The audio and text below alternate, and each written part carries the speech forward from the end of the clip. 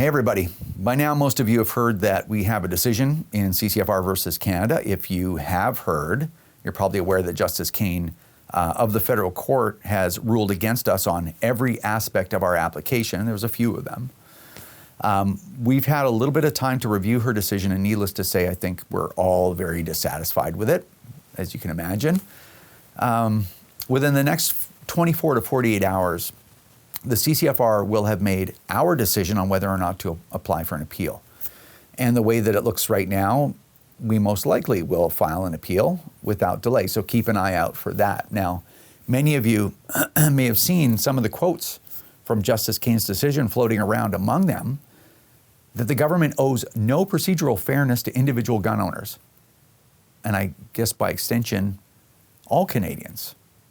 And that was a pretty concerning statement, in my opinion, especially when you think that the judiciary is your only alternative when the government decides it's within its rights to take whatever it wants from anybody it wants, whenever it wants, whether or not it provides a reason or evidence for that decision. I don't know. Also, oddly enough, the judge didn't seem to have a problem with the RCMP Firearms Laboratory reclassifying firearms, for example, from non-restricted to prohibited at their own discretion and notifying nobody. That's something that could literally land a licensed gun owner in jail for nothing, for no reason. Apparently, that is a non-issue to the judiciary. And that in itself makes me uneasy about a lot of things in Canada.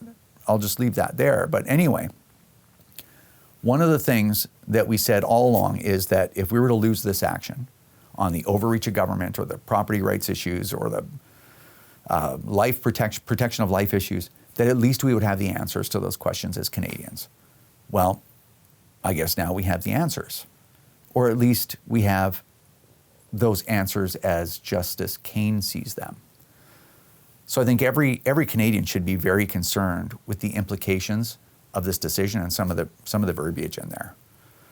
Now, while I'm at it, I would also like to say that I'm really proud of the way that we approach this case, or rather, how you all allowed us to approach this case, in that we had the best team money could buy. We simply didn't show up and put in an application and then sit back and wait for 3.5 years for a verdict. That's not how we approached it. The CCFR filed 3 injunction applications with a couple of the other groups as well, including one to have use of our property during the whole process of this judicial review. That one was expensive, and it would have been nice to win that one, but I guess discharging those firearms that we've owned for all this time at an approved shooting range would have been too great a threat to public safety, so we didn't win that one. We also cross-examined every one of the government's affiants. We cross-examined and blocked the government's interveners. We paid for the entire trial transcript, which was not cheap, and made all the transcripts available to the public, to our entire community, not just CCFR supporters. We put millions of dollars into this case, and I think that we did it right thanks to all of you. And I think that work will come in handy during an appeals process, and at the very least, Canadians can rest assured that we didn't lose because we didn't put the appropriate resources in, or that we didn't put the proper effort in. And I think everybody who contributed to this case can be really proud of that. I think that's important to say. So when I made a statement on social media earlier this morning, I said that nothing is over. And that's exactly what I meant. I want you to know that. We will likely file an appeal, and if this case needs to go to the Supreme Court of Canada, the CCFR is taking it all the way there, no matter what. That's a promise. At the same time, we're going to complete the projects that we've already launched to remove this corrupt coalition government that every clear-eyed, clear-thinking Canadian has been suffering through for the last 8 years. And I'll say it one more time, nothing is over. And we're more determined today than we were 2 days ago.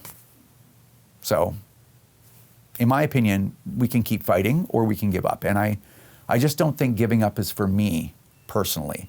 Anyway, I'm headed to Ottawa in the morning to testify at the Senate, make sure that our voices are heard, at least at the CCFR. So keep an eye out for that, and please keep sending those letters. You can find all that information at scrapc21.ca. And, as I said, nothing is over, and the CCFR can keep fighting for another decade. Okay, we will never let up. for as long as we can operate as an organization. So thank you all for your support, and we will provide you with an update in the next day or two.